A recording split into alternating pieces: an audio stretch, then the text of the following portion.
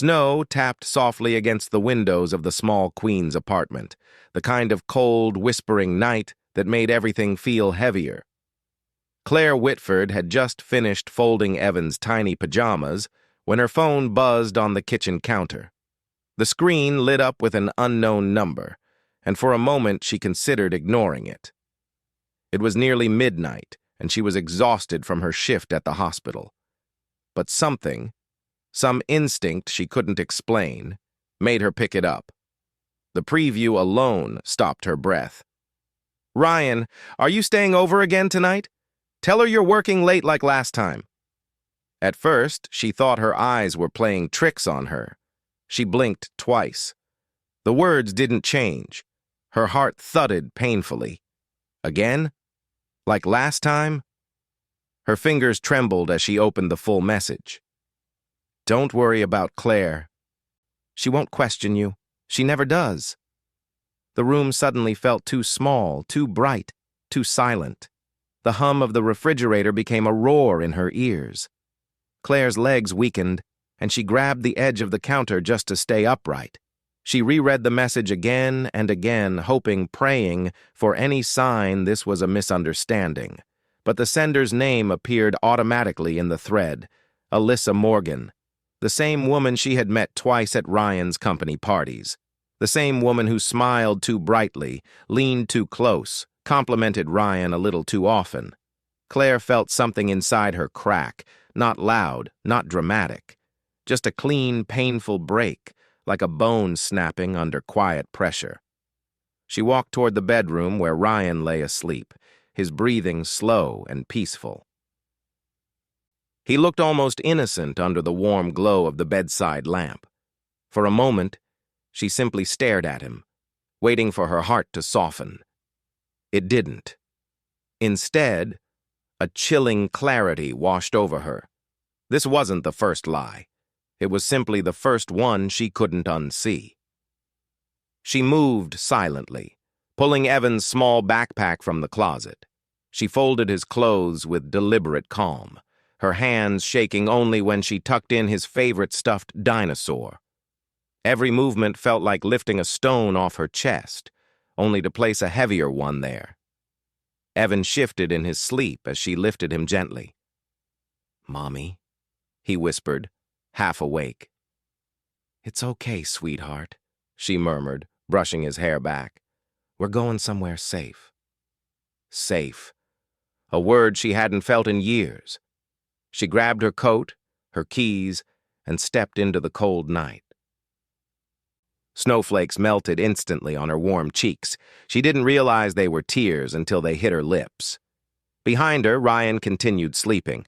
He didn't hear the door close. He didn't hear his family leaving. He didn't know the single message meant for his mistress had just detonated the life he assumed Claire would never walk away from. But he would. Soon. Very soon. The hallway outside their apartment was quiet, the kind of stillness that felt like it was holding its breath. Claire tightened her grip on Evan's small backpack as she headed toward the stairwell. She didn't dare take the elevator. The old machine groaned too loudly, and the last thing she wanted was for Ryan to wake up before she was gone. Evan clung to her shoulder, half asleep, thumb tucked near his lips. His trust made the moment heavier. Every step felt like she was tearing a seam in her own heart. Out on the street, the snow had thickened, blanketing the sidewalks in muted white. The streetlights cast a warm, buttery glow on the falling flakes, creating a softness that contrasted sharply with the storm inside her chest. Claire adjusted her coat, pulling the collar tight around Evan to shield him from the cold. She didn't have a plan. Just a destination. Away. Her phone buzzed again. Not a call, but another message.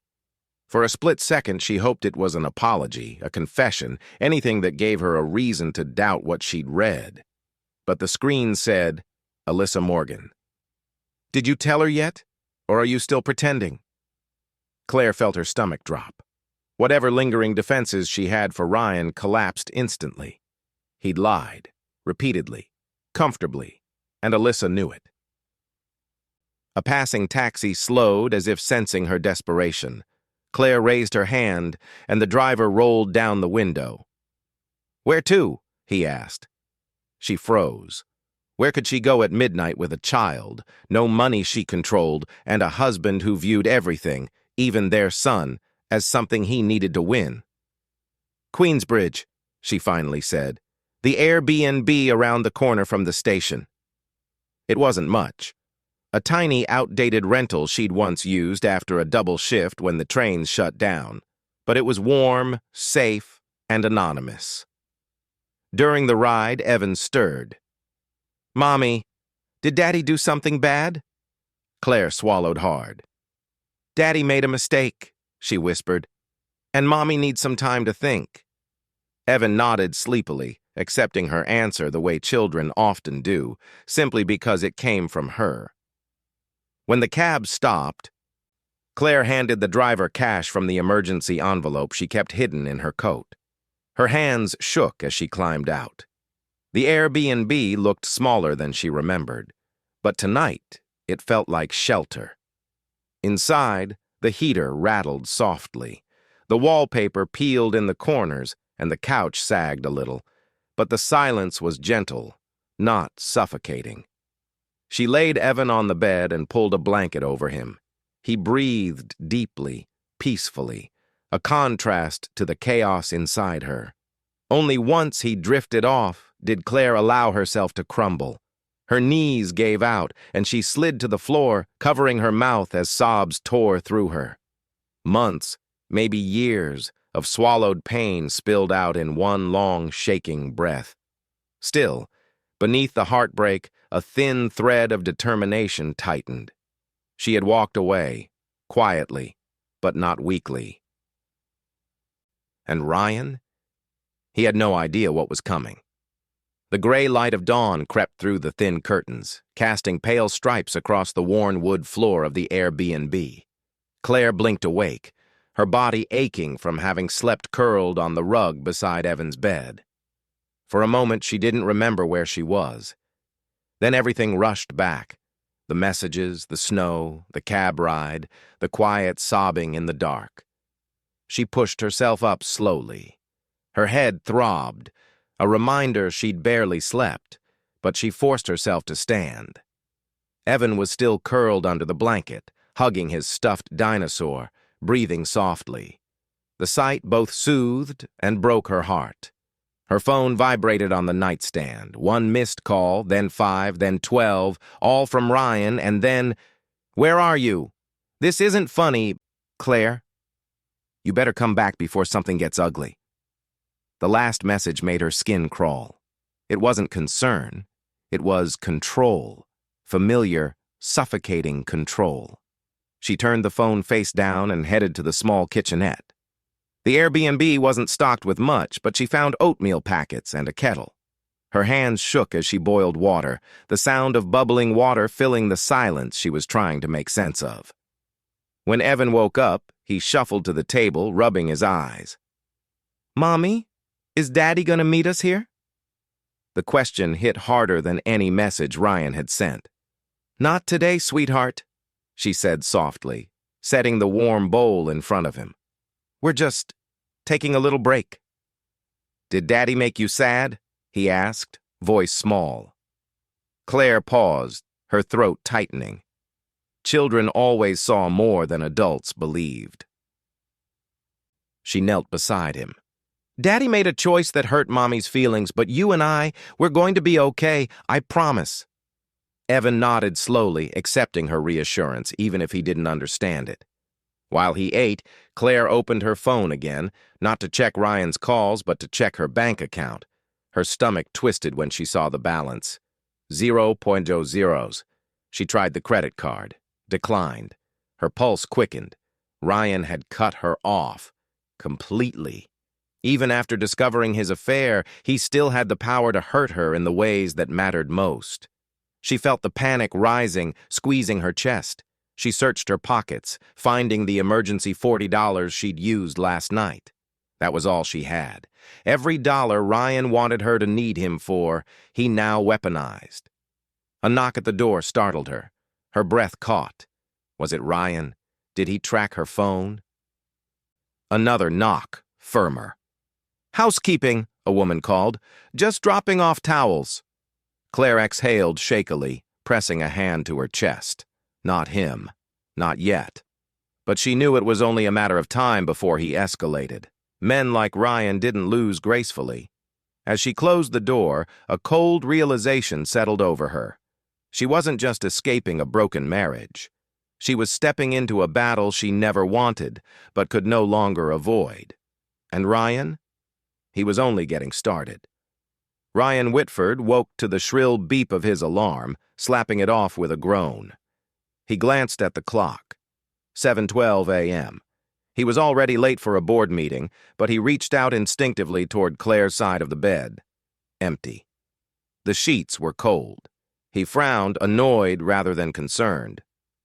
"Claire," he called out, expecting her to appear in the doorway with Evan on her hip, the way she usually did every morning. Silence. He swung his legs off the bed and walked into the hallway. The apartment was still, unusually so. No cartoon sounds from the TV, no clinking of breakfast bowls, no Evan giggles. Something felt off. He checked Evan's room. The dinosaur plush was gone, his small jacket missing from its hook. Ryan's irritation sharpened. "Claire, this isn't funny." He grabbed his phone. 6 unanswered calls. He tried again. Straight to voicemail. Annoyance turned into a thin thread of unease. Then, ding, a new message lit up. "Alyssa, is she still asleep, or did you sneak out early again?" His stomach dropped. He stared at the message, replaying last night. He had been careful. Always careful. He used the office phone to call Alyssa. He deleted his browser history. He never texted her directly, but Alyssa was reckless. His pulse quickened as he typed, "What did you send her?" No response. He checked the apartment again, this time with rising panic. Claire's coat was gone, her purse missing. Evan's shoes not where they should be. He opened the closet. Her scrubs were still there, but her messenger bag was gone. Jesus, Claire. He grabbed his laptop, logging into their shared bank account. He froze. She hadn't withdrawn a single dollar. But there was something worse. His own transfer locking the account was pending. He cursed under his breath. He'd set it up last week as leverage for a negotiation he'd expected. They'd been drifting. She'd been distant. He assumed she'd cling tighter if she had fewer options. He didn't expect her to leave. Another message finally came from Alyssa. "Ryan? Why aren't you answering? Did she find out?" He slammed his fist on the counter. Yes, she found out, and she took Evan. His phone buzzed again, this time a voicemail from someone he didn't expect. "Mr. Whitford, this is Officer Delgado. We received a report from your wife's workplace asking us to perform a wellness check. Please return our call." His chest tightened. Claire must have seemed distressed at the hospital yesterday. Her co-workers probably sensed something was wrong. This was spiraling faster than he could control. He called the officer back immediately, forcing calm into his voice. "There's no emergency. My wife just stepped out with our son." "Sir," the officer replied evenly, "we need to speak with her directly to confirm that." Ryan clicked off before his mask cracked. He stared at the empty apartment, too quiet, too clean, missing the small signs of life Claire always brought. A cold flush ran down his spine. For the first time, Ryan realized this wasn't a tantrum. She wasn't trying to get his attention. Claire Whitford was gone, and she wasn't planning to come back. The heater in the small Airbnb sputtered as Claire sat on the edge of the sagging couch, her laptop balanced on her knees. Evan was finally napping after a morning full of questions she tried, unsuccessfully, to answer. The quiet should have comforted her, but instead, it made every sound feel too loud, too sharp. She opened her email, hoping to see a message from the hospital checking on her. Instead, the first subject line froze her blood. Notice of custody review. Immediate response required. Her vision blurred for a moment. She clicked the email with trembling hands. It was from a law firm she recognized from Ryan's company events. High-powered, corporate, aggressive. The email stated that Ryan was seeking temporary emergency custody of Evan due to concerns regarding Claire's mental stability, financial recklessness, and abrupt abandonment of the marital home. Claire covered her mouth, choking on a gasp. Mental stability, financial recklessness, abandonment. Her breath quickened. No, he wouldn't. But he would, and he did. Her phone buzzed. A text from Ryan this time. You left me no choice. Bring Evan home and we can avoid court.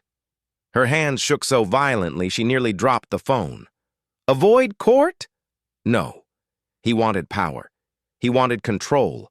He wanted to force her back by taking the one thing she could never live without. Evan. She tried to steady her breathing, but panic clawed up her throat. She opened the attached PDF from the email, skimming through the legal jargon until one sentence punched the air from her lungs. Mr. Whitford requests sole custody pending evaluation. Sole custody, not shared, not temporary. He wanted to take her son permanently. No, she whispered, rising abruptly, pacing the small room. Her chest tightened, breath shortening. Her heart condition, something she'd carefully managed for years, now thudded painfully. She splashed cold water on her face in the bathroom sink, gripping the edge until the trembling eased. When she returned to the laptop, a new email had arrived. From Alyssa Morgan. Subject line, "You should have stayed quiet." Claire hesitated before clicking it open. Inside was a single line. Ryan will never choose you. He never did. No threats, no details. Just cruelty, sharp, intentional, and designed to pierce.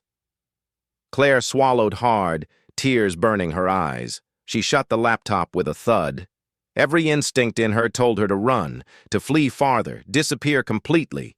But the law didn't care about panic. It cared about documentation, evidence, stability. All things she didn't have right now. A knocking sound jolted her. Not on the door, on the window. The Airbnb owner's teenage son was outside, brushing off snow from the railing. He waved politely, unaware that his tap had nearly sent Claire's heart racing out of her chest. She forced a breath. She couldn't panic. She couldn't fall apart. Not when Ryan was weaponizing every weakness she had. She sat back down, wiped her face, and whispered to the empty room, I won't let him take my son. Whatever it takes, I won't let him. Outside, the snow kept falling, quiet but relentless, just like her resolve. The afternoon light filtered weakly through the thin curtains of the Airbnb, washing the room in a muted gray that matched the heaviness in Claire's chest. She sat at the small round table, her fingers tracing the chipped edges as she tried to steady her breath. Evan was drawing quietly on the floor, humming the tune she always sang to him at bedtime, an innocence she clung to like a lifeline. Claire opened her old laptop, hoping for something normal. Maybe a message from a coworker checking on her, maybe an update from the hospital. Instead, the screen flooded with new notifications. At the top of her inbox sat an email that made her pulse spike. Urgent, custody inquiry, formal notice. Her stomach twisted. She clicked it open with trembling hands. The letter was cold, clinical, and devastating. Ryan had filed for temporary emergency custody of Evan, citing Claire's emotional instability, unsafe separation, and financial irresponsibility. Her throat closed. Emotional instability? Because she left after discovering his affair? Because she protected their son from the shouting and manipulation? Financial irresponsibility? Ryan had cut off her access to their accounts, then blamed her for having nothing. Her vision blurred. She blinked hard, but the words remained. Mr. Whitford requests sole custodial rights pending full evaluation. Sole custody. He wasn't negotiating. He wasn't trying to talk. He was trying to erase her. A sharp crackling sound pulled her attention back to the laptop. Another incoming email. This one from Ryan's attorney. A second letter. More formal, more threatening. Failure to comply may result in immediate legal action. Her heart pounded painfully against her ribs. Evan looked up from the floor. "Mommy, are you okay?" She forced a tight smile. "I'm just reading something important, sweetheart." But she wasn't okay. She was falling apart from the inside out. Her phone buzzed, a text from Ryan. "You took my son. This is on you. Bring him home and we don't have to involve the courts any further." Her fingers tightened around the phone. Your son? Evan wasn't a possession. He wasn't leverage. He wasn't a bargaining chip. Another buzz. "This ends when you come home." Not when they talk. Not when they fix things. When she comes back, obedient, quiet, controlled. Then, one more vibration. A new message from a name that made her breath hitch. Alyssa. She hesitated before opening it. "Running won't save you. Ryan always gets what he wants." The cruelty sliced straight through her. Alyssa didn't need insults. Her confidence alone was its own blade. A woman who believed she had already replaced Claire. Claire shut the laptop and pressed her palms to her forehead, fighting the urge to scream. Fear coiled around her lungs. If Ryan had filed this quickly, what else was he planning? She went to the window, watching snow fall onto the quiet street. Each flake drifted slowly, disappearing on the cold pavement. Fragile, defenseless, easily erased. She whispered to herself, barely audible, "He won't take him. Not my boy. Not ever." Her voice trembled, but beneath the fear, a spark of defiance burned. By the next morning, Claire felt as if she had aged 10 years overnight. Her eyes were raw from crying, her head throbbed with the familiar ache she usually only felt after an ER double shift, and the tight pressure in her chest warned her that her heart condition was beginning to flare. She couldn't afford that now, not when everything depended on her staying strong. But stress didn't care. She still took Evan to the small urgent care clinic near the Airbnb to check her vitals. She didn't want the hospital staff she knew to report anything back to Ryan. The urgent care waiting room buzzed with low chatter, but it felt a million miles away as she sat stiffly in the plastic chair, Evan leaning quietly against her side. A nurse finally called her name. "Claire Whitford?" Hearing her married name sent a sharp sting through her ribs, but she stood anyway. Inside the exam room, she perched on the edge of the bed while Evan played with the glove box, pretending to make balloon animals. She forced a smile at him, but when the doctor walked in, her facade cracked. He examined her quickly, glancing up with concern. "Your blood pressure is extremely high. Are you under stress?" A broken laugh escaped her. "You could say that." "Chest tightness?" She nodded. "Any dizziness?" Another nod. He leaned forward. "Claire, this isn't minor. You need rest and you need stability. If your condition escalates..." "I don't have that option." The words burst out before she could stop them. The doctor paused. "Is someone hurting you?" She inhaled sharply. "No. My husband is trying to take my son." It was the first time she'd said the words out loud. They tasted like metal and shame. The doctor's expression softened. "Do you feel safe going home?" "No," she whispered. He lowered his voice. "Do you have support? Family?" She shook her head. She didn't have anyone. Not here, not anymore. He stepped out to give her a moment. As the door clicked shut, Claire's shoulders collapsed. She buried her face in her hands, and the tears came fast. Hot, uncontrollable, the kind she'd trained herself not to cry in front of patients. Evan looked up, confused. "Mommy, are you hurting?" She wiped her cheeks quickly. "No, baby. Mommy's just tired." He climbed into her lap, small arms wrapping around her neck. I'll protect you, he whispered. I'm big now. That single sentence shattered her. When they left the clinic, the winter air slapped her face, forcing her to breathe again. She clung to Evan's hand tightly, terrified she might lose him, not to danger but to paperwork, lies, and a man who viewed custody as a game.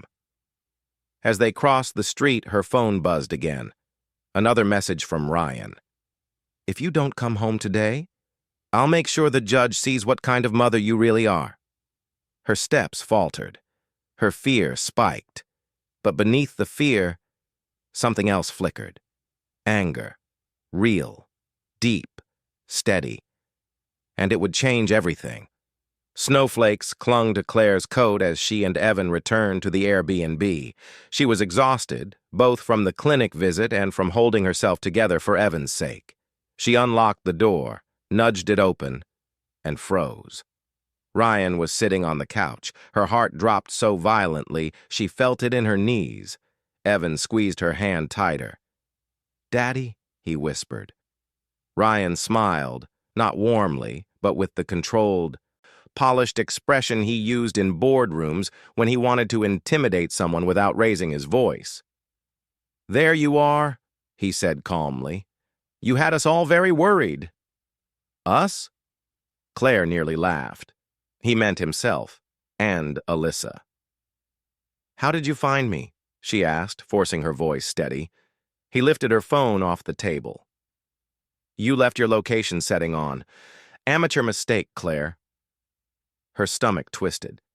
She hadn't even realized. Ryan stood slowly, smoothing his suit jacket, as if this were a performance he'd rehearsed. "You took my son in the middle of the night. Do you understand how that looks?" "I protected him," Claire said quietly. "From you." Ryan's expression sharpened. "Protected him? From what? A stable home? A father who actually provides?" Claire took a step back, placing herself between Ryan and Evan. "A father who cheats, manipulates, and lies." The mask fell.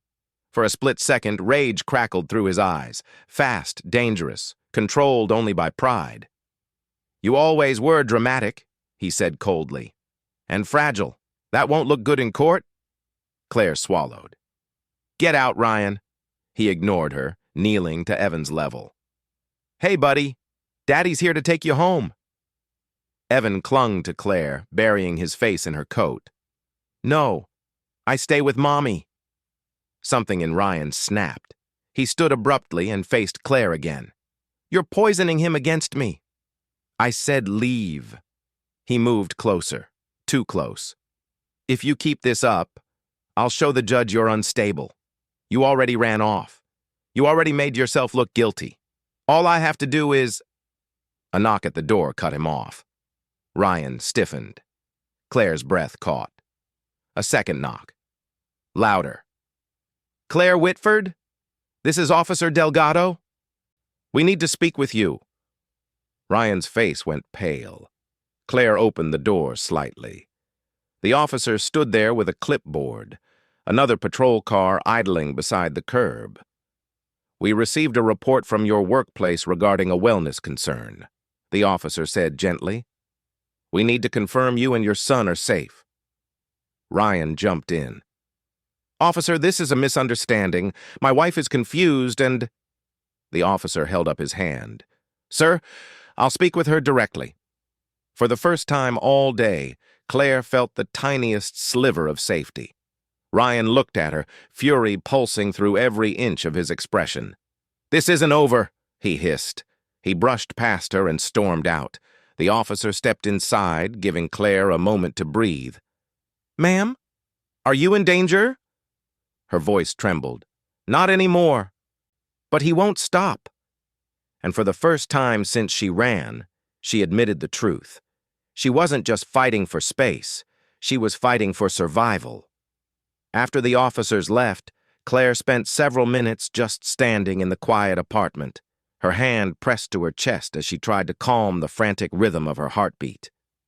The room still felt contaminated by Ryan's presence, his cologne lingering in the air, the couch cushion indented where he'd sat like he owned the world. Evan was in the corner building a small tower of toys, blissfully unaware of the danger that had just exited the door. Claire forced a shaky breath and sank onto the worn couch, opening her laptop again. She needed to document everything. The officer told her it might matter later, but as soon as her inbox refreshed, her stomach lurched. A new message appeared, one she wished she could unsee. From Alyssa Morgan. Subject: Proof of Claire's instability. Claire hesitated before clicking it, but curiosity and fear pushed her forward. The email opened to a collection of screenshots, fabricated screenshots, messages Claire had never written, threats she had never made, statements she had never typed, all crafted to look like she'd been harassing Ryan and Alyssa for months. Her lungs tightened. Her fingers hovered uselessly over the keyboard. At the bottom of the email, Alyssa had added a single line. "Tell the judge whatever you want. We both know who he'll believe." Claire's head spun. Her pulse raced so fast she felt lightheaded. This wasn't just cruelty. This wasn't just arrogance. This was calculated, coordinated, a full attack designed to make her lose Evan. She couldn't breathe. She rushed to the bathroom sink, gripping the counter as the world tilted sideways. Her heart hammered violently, too fast, too hard. She closed her eyes, counting breaths, trying to slow the rising panic. Not now! Not now! Please, not now! A soft knock on the bathroom door pulled her back. "Mommy?" Evan's small voice trembled. "Are you sick?" She steadied herself long enough to answer. "I'm okay, sweetheart. I'll be right out." But she wasn't okay. She was unraveling, and that was exactly what Ryan and Alyssa wanted. When she returned to the living room, she forced a smile, holding Evan's hand until his worry softened. Once he settled again, she reopened the laptop, her hands steadier now, not because she was less afraid, but because fear had transformed into something sharper. Determination. She typed quickly, creating a folder labeled Evidence Against Ryan. She uploaded his threatening texts, screenshots of Alyssa's emails, the custody notice showing his lies, notes documenting every incident in her own words. Her fingers moved faster with every file she saved. She wasn't going to disappear. She wasn't going to crumble. She wasn't going to let them erase her. Just as she finished, another email arrived, this time from an unexpected sender. "Claire, it's Gabriel Lawson. We need to talk. It's important." Her breath hitched. Of all the names she expected to see, his was not one of them. But maybe, just maybe, this was the shift she desperately needed. Claire stared at the name on her screen, hardly trusting her eyes. Gabriel Lawson. She hadn't spoken to him in nearly a decade, not since they drifted apart after college. Back then he was gentle, brilliant, steady in a way that made people feel safe. But he'd moved to the Upper East Side to climb the corporate legal world, and she had taken a nursing job that consumed her life. Their paths simply diverged. Why would he write to her now? Her fingers trembled as she opened the email. "Claire, I heard about what happened at the hospital. A colleague reached out worried. If you need help, legal or otherwise, call me, please. Gabriel." Her breath left her in a shaky rush, the warmth of recognition mixed with embarrassment. What could she possibly say? "Hey, Gabriel. Long time no see. I'm being hunted by my own husband, framed by his mistress, and I might lose my son." Still, something inside her stirred, a quiet memory of the one person who had never made her feel small. She hesitated, then typed back. "Can we talk?" His reply came less than a minute later. "I'm outside. I didn't want to email details. Let me know if I can come up." Claire's chest tightened. Outside? How long had he been waiting? She walked quickly to the window, pulling back the curtain just enough to see a sleek black sedan parked along the snowy curb. Gabriel stepped out, tall, composed, wrapped in a charcoal wool coat. The cold wind caught his dark hair, but nothing else about him wavered. He looked exactly like someone who wins every case he touches. She opened the door. When their eyes met, something old and familiar flickered. Trust, warmth, history she'd buried under years of surviving. "Claire," he said softly, "you look exhausted." She swallowed hard. "It's been a long week." "No," he corrected gently. "This didn't happen in a week. This looks like something you've been carrying for a long time." The accuracy of that observation nearly broke her. He stepped inside, glancing around the small, dated apartment. His expression tightened, not in judgment but in concern. "Is he threatening you?" She nodded. "And Evan?" "He's scared." "I'm scared," she whispered. "Ryan filed for sole custody, and Alyssa, she's making fake messages, fake screenshots. They're trying to paint me as unstable." Gabriel's jaw clenched, a flash of fire in his eyes. "That's illegal. Highly illegal. And sloppy." Claire blinked. "Sloppy?" He opened his briefcase, pulling out documents. "I used to consult for Whitford Financial. I know the company. I know their lawyers, and—" He paused, meeting her eyes. "I know Ryan. Men like him think they're untouchable because no one ever challenges them." Her breath shook. "I can't win against him, Gabe. He has money, connections, influence." Gabriel stepped closer, voice low but certain. "You have me." For the first time in days, Claire felt something she thought she'd lost completely. Hope. Gabriel continued. "And I already know the first place we're going to hit him, where he never expected you to look." Claire blinked. "Where?" His eyes hardened. "His finances." Snow had begun falling harder outside, tapping softly against the thin window panes as if urging Claire to listen, really listen, to the truth Gabriel was about to reveal. He laid a stack of documents on the small dining table, the papers crisp and stark against the worn wood. "Claire," he said quietly, "Ryan isn't just cheating on you. He's been moving money illegally." Her breath faltered. "Illegal how?" Gabriel tapped a page. "Transfers between corporate accounts and his personal cards, expense reports that don't align, withdrawals labeled as vendor payments that don't exist. And worse, some of the transactions are in your name." Claire felt the room shift. "My name? I didn't sign anything. I didn't authorize—" "I know," Gabriel cut in gently. "Which means someone forged your authorization, and forging a spouse's signature on financial documents is a criminal offense, especially when it involves corporate funds." Her knees weakened, and she gripped the back of a chair. "He's trying to set me up." "He already did," Gabriel said. "But he wasn't expecting you to have someone who understands how men like him operate." She swallowed hard.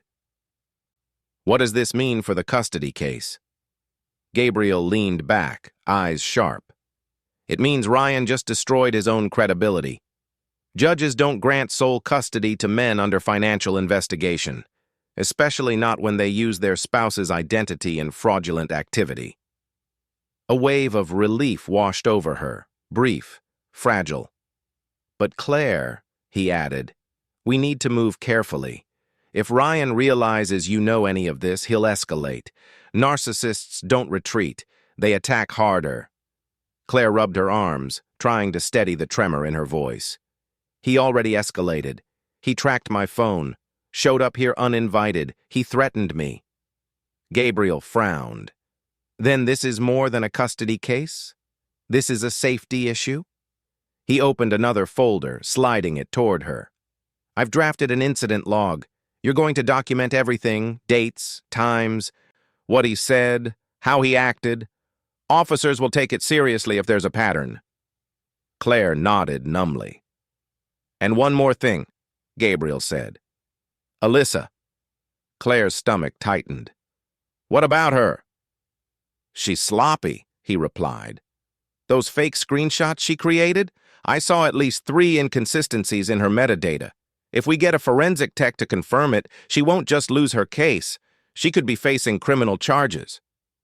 A flicker of satisfaction warmed Claire's chest. Not revenge. Justice. She exhaled shakily. Gabe, I don't know how to thank you. He paused, his voice softer. You don't have to thank me. I should have stayed in your life years ago. The weight of that sentence lingered between them, warm and heavy. Before Claire could respond, a loud ping echoed from her laptop. A new email from Ryan. Her pulse spiked as she clicked it open. I know where you are. I'm giving you one more chance to bring Evan home. You don't get another. Gabriel leaned over her shoulder, face darkening. He's panicking, he muttered. Good. That means we're getting close. Claire's heart thudded in her chest. For the first time since she'd run away, she wasn't the one who felt cornered. Ryan was. The night deepened outside the Airbnb, snow drifting in slow spirals under the streetlights. Claire sat at the table, staring at Ryan's threatening email, her hands cold despite the heater buzzing loudly in the corner. Gabriel stood behind her, reading the message with a hardened jaw. He's unraveling, Gabriel said quietly. People like Ryan only send threats when they feel control slipping. Claire swallowed. He said he knows where I am. What if he comes back tonight? He won't, Gabriel assured. Not after the officers showed up. But even if he does, you won't be alone. The certainty in his voice steadied her more than he realized. Gabriel took out another folder from his briefcase. There's something else you need to see. Inside were printed emails, real ones, between Ryan and a procurement officer from his company. The subject lines made her stomach drop. Unauthorized transfers, personal reimbursements, compensation for private services. She looked up, horrified. He used company money. On Alyssa? Not just on her. Gabriel tapped another email. There are hotel receipts, private drivers, jewelry purchases, and the worst part, he listed these expenses under an R&D category to avoid detection. Claire felt the air leave her lungs. He committed fraud. Multiple counts, Gabriel confirmed. If this surfaces, Ryan will be fighting to stay out of prison, not win a custody battle. The thought was overwhelming. Part anger, part heartbreak, part vindication. He would ruin me, Claire whispered, just to protect himself. Gabriel met her eyes. Claire, he already tried. You didn't run because you were weak. You ran because you saw what he was capable of. Her breath trembled. What do we do with all this? Gabriel folded his hands. We're going to build a timeline, a clear story of deceit, manipulation, financial abuse, and endangerment. Judges don't just consider behavior toward the child. They consider the home environment. Emotional instability isn't defined by tears or fear. It's defined by the person who causes them. Claire nodded slowly. You think we can win? Gabriel shook his head. I know we can. A small knock pulled their attention. Evan peeked out from the bedroom, clutching his stuffed dinosaur. Mommy? I'm scared. Is Daddy coming back? The question sliced through her. Claire crouched, pulling him into her arms. No, sweetheart. Mommy won't let anyone scare you, ever again. Evan buried his face in her shoulder, and Claire looked up at Gabriel, eyes shining not with weakness, but with rising determination. Gabriel softened. He won't get to you again, Claire, not legally, not emotionally, and definitely not financially. She kissed Evan's forehead, whispering, We're going to be okay. When Evan returned to bed, Gabriel gathered the documents. Tomorrow morning, we take this to the right people. But tonight, you rest. Claire didn't argue. Exhaustion pressed heavily on her, but beneath it lay something unfamiliar. Strength, coiling quietly inside her chest. As Gabriel left, He paused at the door. "Claire," he said softly, "this is the beginning of his downfall." And for the first time, she believed it. Morning light spilled through the blinds in faint golden stripes, warming the Airbnb's faded wallpaper. Claire hadn't slept much, but for the first time in days, she woke with purpose rather than panic. This wasn't running anymore. This was war, and she finally had someone on her side. Gabriel pulled up in front of the building in a charcoal sedan, the kind of car that said he belonged to a world Ryan always pretended to understand. When Claire stepped outside, wrapped in her old navy coat and clutching Evan's small hand, Gabriel smiled softly. "Ready?" he asked. Claire exhaled. "Yes. Whatever happens today, I'm ready." They drove to a Manhattan office tower, a sleek glass building that reflected the winter sun like a blade. Claire felt small walking through the revolving doors, overwhelmed by the polished floors, sharp suits, and intimidating silence of the corporate lobby. Her palms were sweating. "Gabe," she whispered, "I shouldn't be here. I don't fit in this world." He glanced down at her with certainty. "Claire, you've survived things these people couldn't last a day through. You belong anywhere you choose to stand."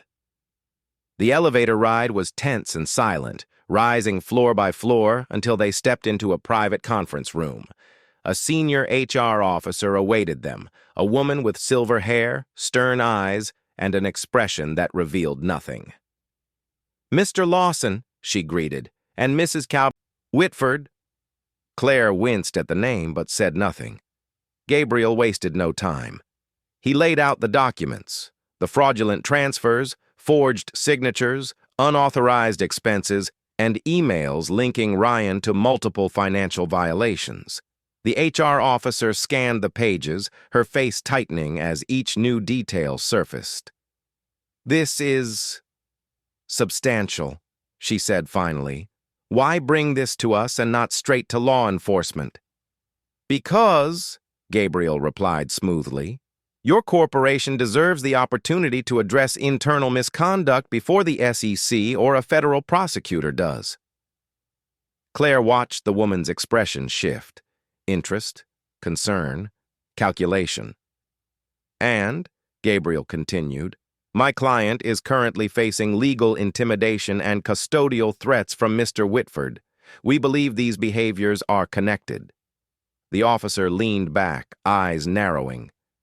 "His custody case. He claimed his wife was unstable."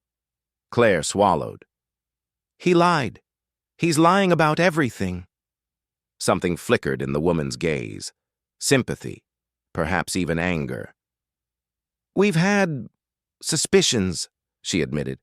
"Small things, inconsistencies, but nothing concrete. Until now." Gabriel nodded. "Then consider this your concrete." The HR officer tapped her pen against the table, deep in thought. "This will trigger an internal audit. If it confirms misconduct, and it appears it will, Mr. Whitford will be suspended pending investigation." Claire's breath caught. Suspended. That meant his legal advantage would crumble. "And," the officer added, "if these forged documents involve his spouse, he will face criminal exposure." Claire's heartbeat quickened. Not fear this time, relief, vindication, justice. As they left the building, Gabriel walked beside her, hands in his coat pockets, watching her carefully. "You did well," he said softly. "I didn't do anything," she murmured. "You survived him," Gabriel corrected. "And now you're fighting him. That takes more strength than you realize."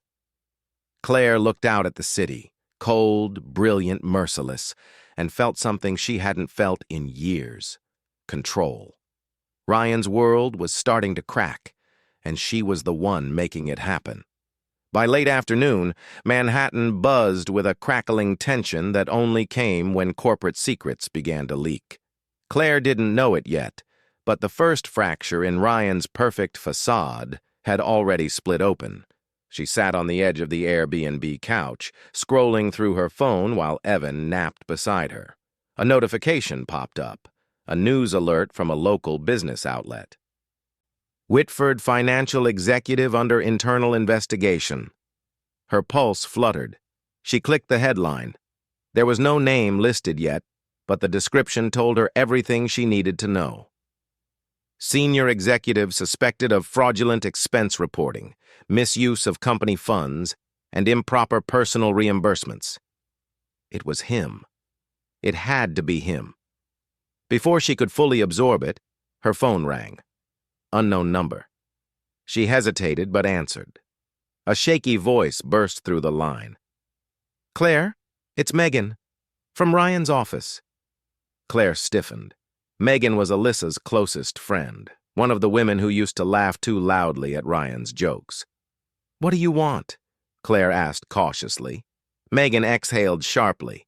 "Look, I shouldn't be calling, but things are happening. Alyssa's losing it. She's screaming at everyone." Claire froze. "Why?" "She thinks Ryan threw her under the bus. She said he promised to protect her if anything came out, and now the audit team took her computer.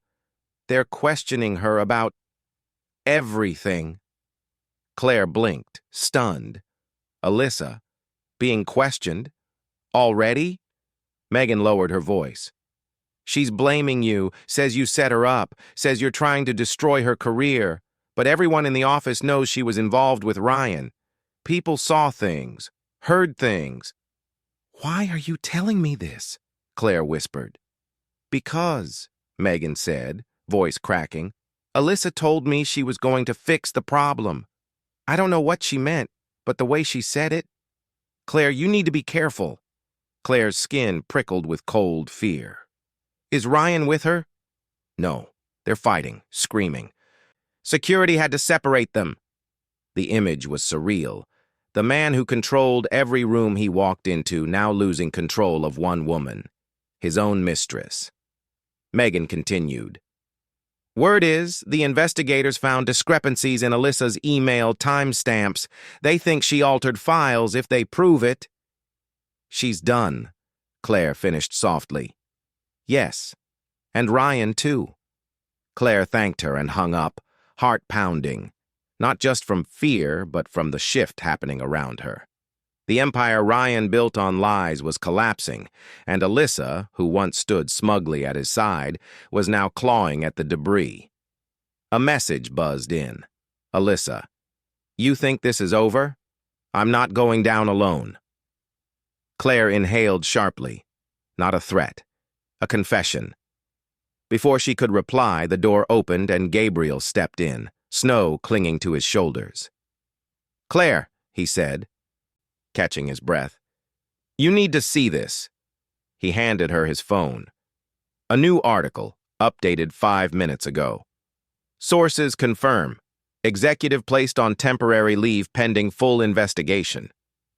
Ryan wasn't just cracking. He was falling, and the world was watching.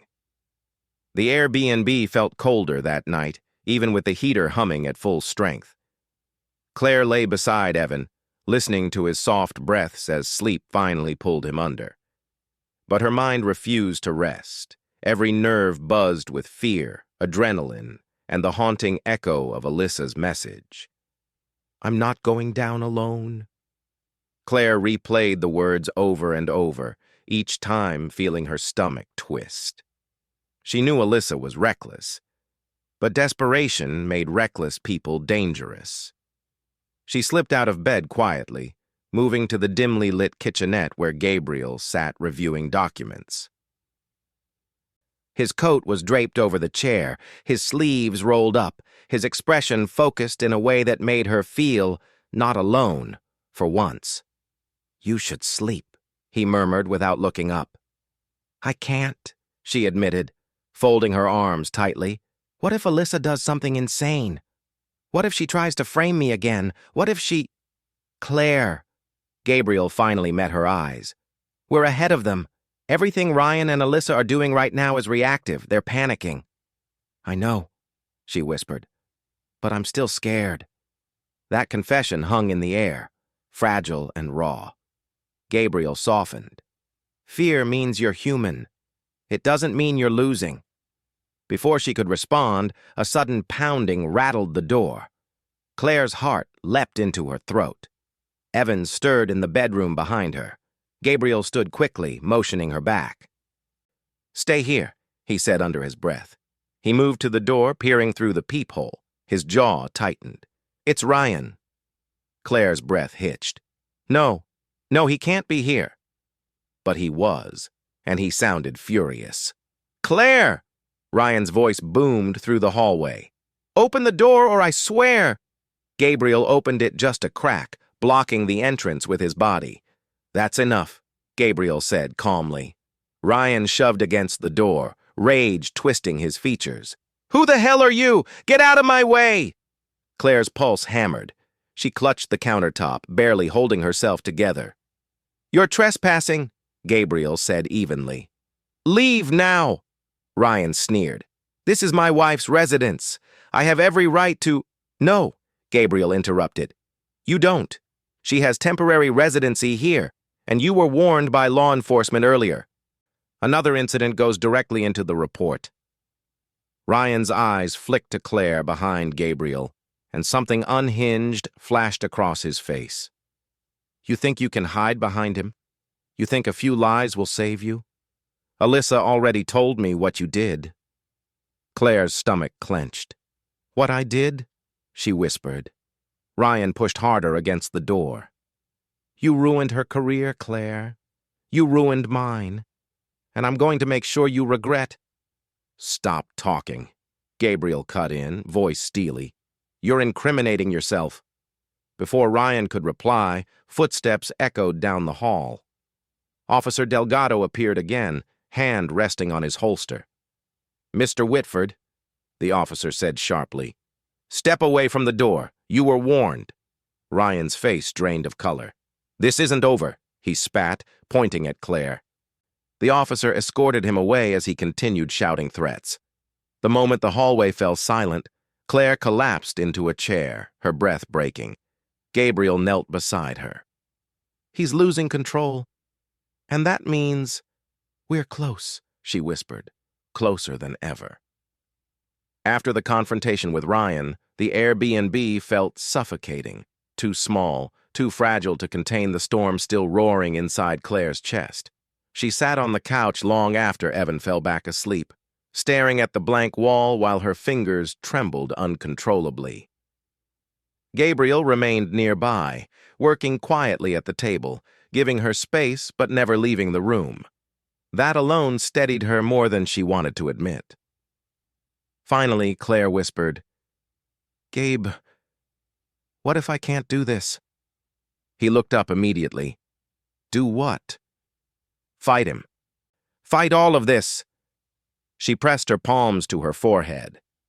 "Every time I think I'm getting stronger, something else happens. A new threat, a new email, a new lie. I feel like I'm drowning." Gabriel stood and sat beside her, not too close, just enough. "Claire, listen to me. You've been surviving a war you never deserved, but you're still standing. That's not weakness. That's strength." Her voice cracked. "It doesn't feel like strength." "It is," he said gently. "Strength isn't loud. It's not glamorous. Most of the time, it looks exactly like what you're doing. Protecting your son, telling the truth, refusing to break even when someone is trying to crush you." Claire wiped at her eyes. "Every time I see Ryan, I feel like I'm back in that house again, walking on eggshells, trying not to set him off.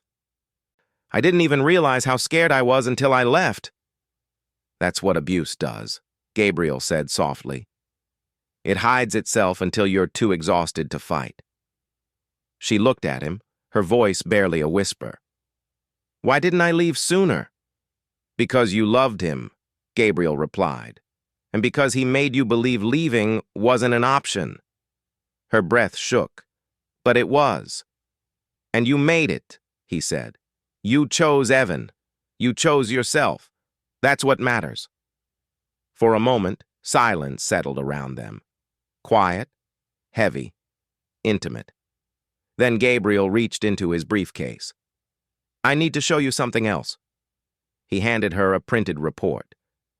"The internal investigation is accelerating. The auditors found discrepancies tied directly to Ryan's login credentials. And the timestamps show he tried to alter files after the investigation started." Claire's eyes widened. "He tried to cover his tracks?" "Yes. Sloppily. They have the digital footprints." She exhaled slowly, feeling something inside her shift. Something warm, powerful. Hope. Again. "And here's more," Gabriel added. "Alyssa submitted a complaint claiming you threatened her, but the metadata shows she fabricated the messages using a spoofing app." Claire let out a shaky laugh, half disbelief, half relief. "So everything they built is falling apart." "Piece by piece," Gabriel said, "and tomorrow, we file your official response to the custody petition, with everything we have." Claire looked at her hands, steady now. For the first time, she didn't feel like prey. She felt ready. She felt strong. And she whispered the words that marked the shift inside her. "Let's finish this." The next evening, Manhattan glowed under a curtain of soft snow, the kind that made even the coldest corners of the city look magical. Claire stood outside the Plaza Hotel, hugging her coat tighter as taxis glided past the shimmering entrance. She hadn't been here since her anniversary dinner with Ryan 2 years earlier, when he'd toasted to forever while secretly building a life with someone else. The irony tasted bitter now. She wasn't here for nostalgia. She was here because Gabriel requested a discreet meeting with a corporate investigator who refused to speak over email or phone. The plaza was neutral ground, luxury, privacy, and discretion wrapped in gold accents and marble floors. "Stay close," Gabriel said as he joined her on the sidewalk. He offered a reassuring smile that softened the tension in her chest. "Tonight, you'll hear something that changes everything." Inside, the lobby glowed with warm lights and soft classical music. Claire felt small again, but not powerless, not anymore. They were escorted to a private lounge, where a middle-aged woman in a tailored navy suit waited. She introduced herself as Eleanor Price, head of internal compliance at Whitford Financial. "Mrs. Whitford," Eleanor began carefully, "what I'm about to discuss is confidential, but it directly affects your case." Claire nodded, hands clasped tightly. Eleanor continued, lowering her voice. "The investigation into Ryan has uncovered severe irregularities, but that's not the worst of it. We discovered he created a shadow account under your name." Claire's stomach dropped. "A shadow account?" "An account used to hide personal transactions," Eleanor explained. "Some for Alyssa, some for himself, all unauthorized and all traceable to logins from his devices." Claire felt her throat tighten. "So he tried to frame me?" "Yes," Eleanor confirmed. "But the audit team traced the digital signatures. It's impossible that you created them." Gabriel nodded as if he already expected this. "And Alyssa?" Eleanor exhaled sharply. "She tried to delete files this morning. The attempt triggered a security alert. IT captured everything." She paused. "She panicked, threw Ryan under the bus, claimed he coerced her." Claire blinked. "Coerced her? She was the one?" "Doesn't matter," Eleanor cut in gently. "Their stories conflict. The company sees them both as liabilities now." A quiet, stunned laugh escaped Claire. Everything Ryan built, everything he used to intimidate her, was crumbling because of the lies he thought would protect him.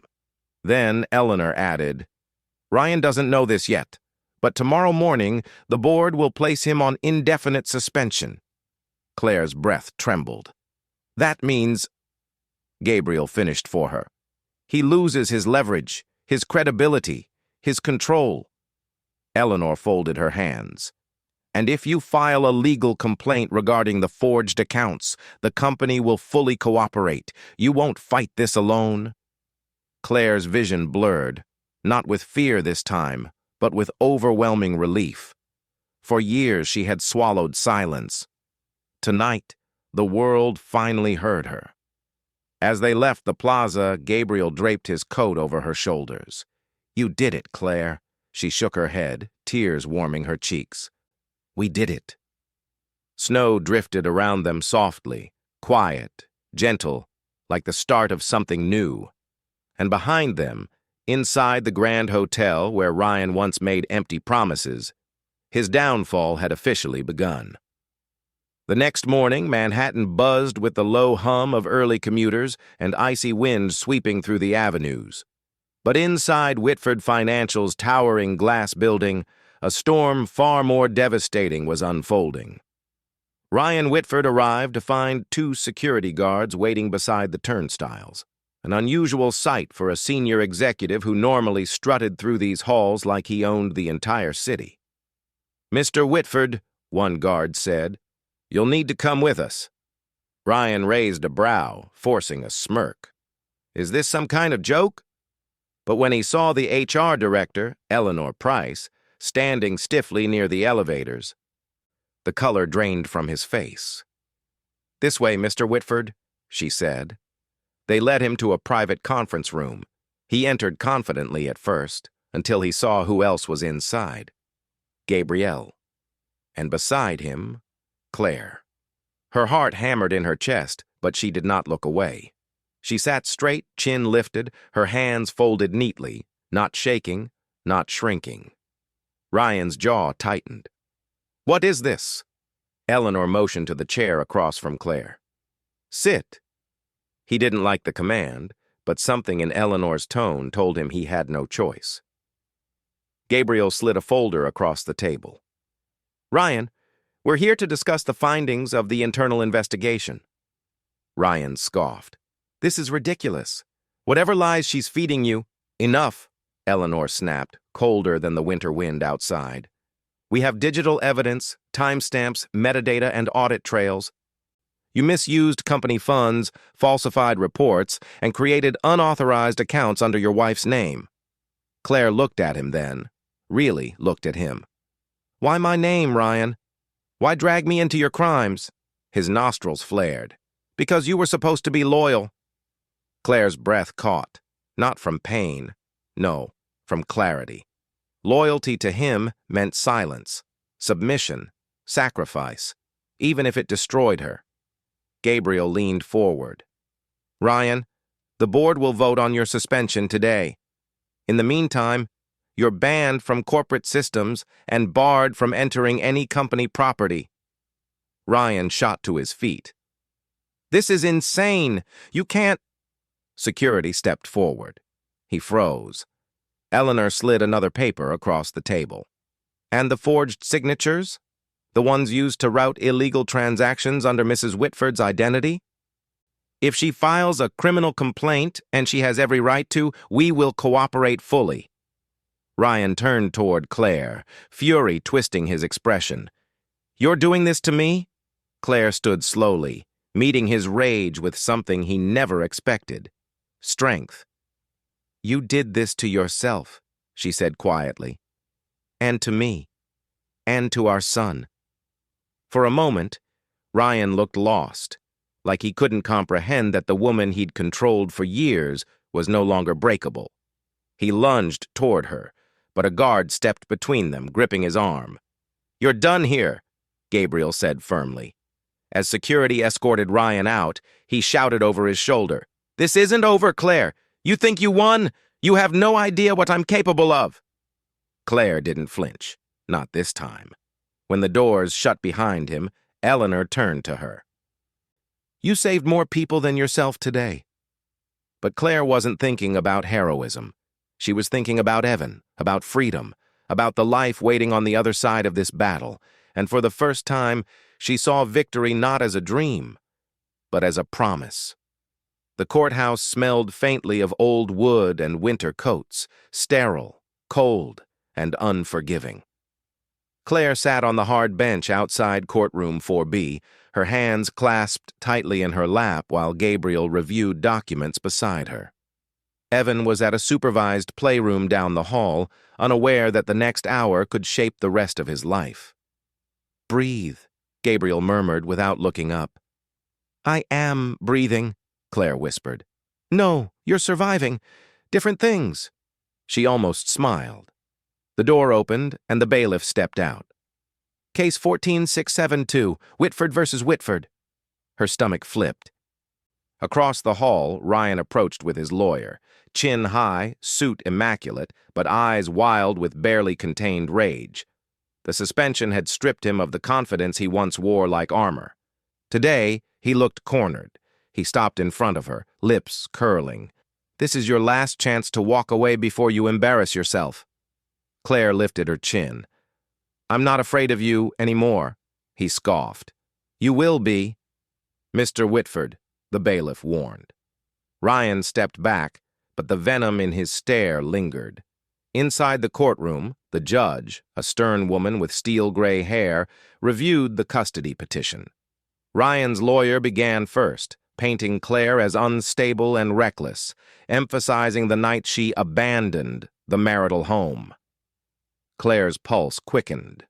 Then Gabriel rose. Your Honor, before responding to these allegations, we'd like to enter new evidence relevant to Mr. Whitford's credibility. He handed the judge a thick folder. The room shifted as she flipped through page after page, forged signatures, unauthorized accounts, falsified reimbursements, and internal reports from Whitford Financial confirming Ryan's suspension. Ryan shot up. Your Honor, this is irrelevant. It is entirely relevant, the judge snapped. Sit down, Mr. Whitford. Claire held her breath as Gabriel continued. Furthermore, Your Honor, we have timestamps proving the opposing party's mistress fabricated threatening messages to depict Mrs. Whitford as unstable. Gasps rippled through the room. Ryan's lawyer stammered. Your Honor, we request a recess. Denied. The judge glared at Ryan. It appears the only instability here is the environment you created. Ryan's face reddened. This is a smear campaign. She's lying. Enough, the judge barked. If you raise your voice again, I will hold you in contempt. Silence fell. Claire watched him shrink. Not physically, but in presence. For the first time, the power he wielded so effortlessly slipped from his grasp. The judge folded her hands. I've seen enough. Claire's heart pounded. In light of the evidence, Mrs. Whitford acted in the best interest of her child. The court awards temporary sole custody to Mrs. Whitford, with supervised visitation for Mr. Whitford pending further investigation. Claire gasped, a quiet, broken sound of relief. Ryan lunged to his feet. This is unfair! She tricked you! Court officers intercepted him instantly. Mr. Whitford, the judge said coldly, you should thank your attorney. Without him, today might have ended with handcuffs. Claire exhaled a trembling breath as the room emptied. Gabriel placed a steady hand over hers. You won. But she shook her head softly. No. Evan won. The days after the court ruling felt like stepping out of a burning house into clean, cold air. For the first time in years, Claire woke without dread curling in her stomach. Evan slept more soundly. The Airbnb, once a temporary hiding place, now felt like a bridge between two lives, the one she barely survived and the one she was finally allowed to build. One evening, after putting Evan to bed, Claire stepped onto the small balcony overlooking the neighborhood rooftops dusted in snow. The city glowed beneath her, streetlights pooling like gold on wet pavement, distant sirens echoing, the hum of new beginnings woven into the winter air. She wrapped her arms around herself, breathing deeply. Freedom tasted colder than she expected, but infinitely sweeter. Behind her, the balcony door slid open. You okay out here? Gabriel asked gently. She nodded. Just thinking. He stepped beside her, hands tucked into his coat pockets, giving her space, not claiming it, not invading it. That alone made her chest tighten with gratitude. You've been through hell, he said softly. Most people would have shattered. I almost did, Claire whispered. But Evan kept me going. And you. Gabriel's breath caught, visible in the icy air. "I didn't do anything extraordinary. You showed up," she said, "when no one else did." For a moment, neither spoke. The silence between them wasn't heavy. It was warm, full of unsaid truths. Finally, Gabriel broke it. "There's something I've wanted to tell you for a long time, but I didn't want to add to your chaos." Claire turned to him slowly. "What is it?" He looked down, a rare vulnerability in his eyes. "I cared about you back then, more than I ever said, when we drifted apart. I regretted it for years, and watching you now, fighting for yourself, for Evan, I see that the woman I admired never disappeared. She was just buried under someone who didn't deserve her." Claire's breath trembled. "Gabriel, you don't have to say anything," he added quickly. "I know you're healing. I know this is all new. I just needed you to know." She looked at him, really looked. The man who stood beside her at every fragile moment, the man who treated her strength like something sacred, not something to control. She stepped closer, her voice soft. "You gave me back parts of myself I thought I'd lost." Gabriel's eyes widened slightly. Then Evan's small voice called from inside. "Mommy, can you tuck me in again?" Claire smiled, brushing Gabriel's sleeve gently.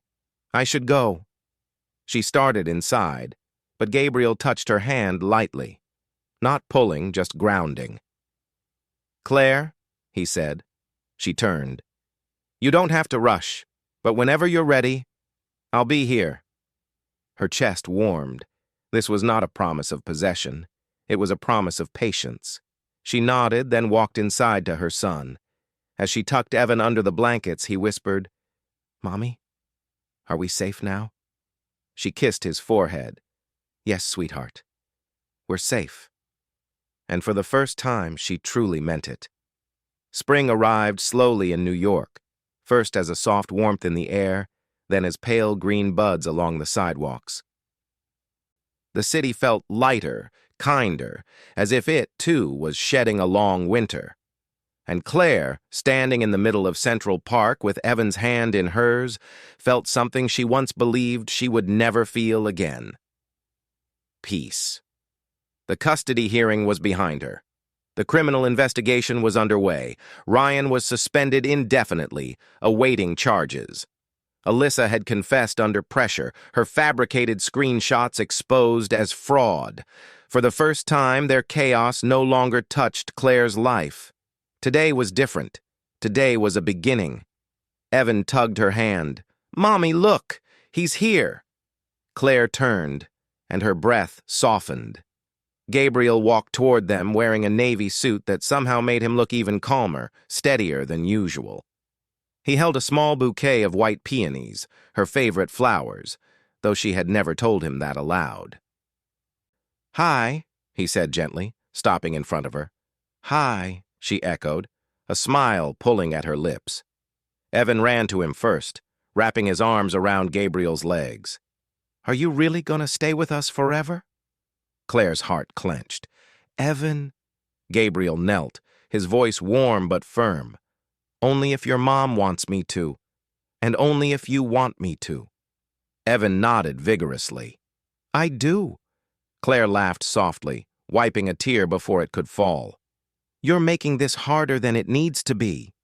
Gabriel rose, his gaze settling on her with a tenderness that made her chest ache, in a good way this time. "Claire, I asked you to meet me here because I wanted to show you something." He reached into his pocket and pulled out a small velvet box. Her breath caught. "Gabriel?" "No," he said quickly, stepping closer. "Let me explain." He opened the box, not to reveal a ring, but a small silver pendant shaped like a tiny shield. "This isn't a proposal," he said softly. "Not today, not until you're ready. This is a promise that you will never fight alone again, a promise that I will choose you with a clear mind and a whole heart, and a promise that love, real love, will never feel like something you have to survive." Claire's throat tightened. She brushed her fingers against the pendant, overwhelmed by its simplicity, its meaning. "I don't deserve this," she whispered. "Yes," Gabriel murmured, lifting her chin gently.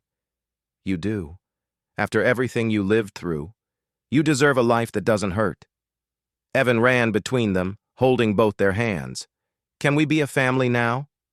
Claire looked at her son, bright-eyed, hopeful, and then at the man who had stood beside her as her world fell apart and rebuilt itself piece by piece. "Yes," she said finally, voice trembling with certainty. "We can." Gabriel pressed his forehead to hers, their breaths mixing with the warm spring breeze. Not dramatic, not cinematic, just right. As they walked through Central Park, Evan skipping ahead, Gabriel's hand intertwined with hers, Claire realized something profound. Her story did not end in betrayal. Her story ended in freedom, in love, in choosing peace over fear. And for the first time in her life, she wasn't just surviving, she was living. So that's where Claire's story closes for now, my wonderful friends. And if you're still here with me at this moment, it tells me something. It tells me that somewhere in her journey, her fear, her courage, her breaking and rebuilding, something touched your heart in a way you didn't expect. And maybe, just maybe, it reminds you of something you've lived through yourself. You know, the Stoics often said, "What stands in the way becomes the way." And that's exactly what Claire discovered. The obstacle wasn't the end of her life. It was the doorway to the life she finally deserved. Her strength didn't come from never falling apart. It came from standing up again, for herself and for her child, even when everything hurt. Marcus Aurelius wrote, "The soul becomes dyed with the color of its thoughts." When Claire changed the way she saw herself, not as someone broken, but as someone worthy, her entire world shifted. And now, as we close this chapter together, I want to ask you, what part of your life is asking for that same courage? If this story moved you, please like, share, and subscribe. Your support helps these healing journeys reach someone who might need them tonight.